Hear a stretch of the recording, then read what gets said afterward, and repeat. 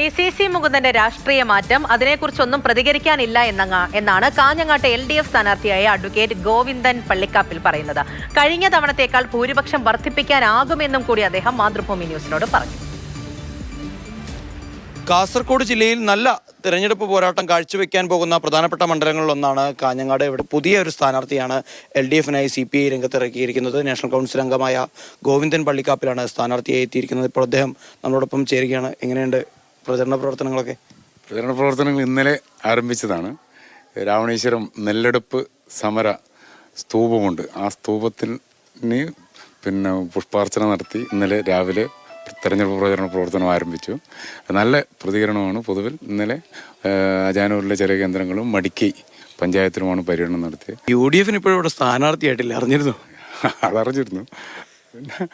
നമ്മൾ കൃത്യമായ സമയത്ത് തന്നെ സ്ഥാനാർത്ഥിയെ തീരുമാനിച്ച് പ്രഖ്യാപനം നടത്തി തെരഞ്ഞെടുപ്പ് പ്രചരണ പ്രവർത്തനങ്ങൾ ഇറങ്ങിയിരിക്കുകയാണ്. നമ്മൾ ആ നിലയിൽ മുമ്പോട്ട് പോകാൻ ആണ് തീരുമാനിച്ചത്. മണ്ഡലത്തിനകത്ത് ചന്ദ്രേട്ടൻ നടത്തിയ പ്രവർത്തനങ്ങളുടെ തുടർച്ച എന്ന രീതിയിൽ തന്നെയായിരിക്കില്ലേ വോട്ട് വരുന്നത്? തീർച്ചയായും ആ തുടർച്ച എന്നുള്ള നിലയിൽ തുടങ്ങി വെച്ച പൂർത്തിയാക്കാൻ ബാക്കിയുള്ളത് പൂർത്തീകരിക്കാനും മറ്റ് വികസന പ്രവർത്തനങ്ങളും മറ്റുമായി മുമ്പോട്ട് പോകാനാണ് അത്. നാട്ടികയെ ബന്ധപ്പെട്ടിട്ടാണ് CC മുകുന്ദൻ ഈ രീതിയിൽ ഇപ്പോൾ പെട്ടെന്ന് ബി ജെ പിയിലേക്ക് പോകുന്നു. താങ്കൾ നാഷണൽ കൗൺസിൽ മെമ്പർ കൂടിയാണ്. അപ്പോൾ ആ ഒരു രാഷ്ട്രീയ മാറ്റത്തിന് എങ്ങനെയാണ് കാണുന്നത്? സാധാരണ കമ്മ്യൂണിസ്റ്റ് പാർട്ടിയുടെ രീതി അനുസരിച്ച് സംസ്ഥാന സെക്രട്ടറിയാണ് അത്തരം വിഷയങ്ങളിൽ മറുപടി പറയേണ്ടത്.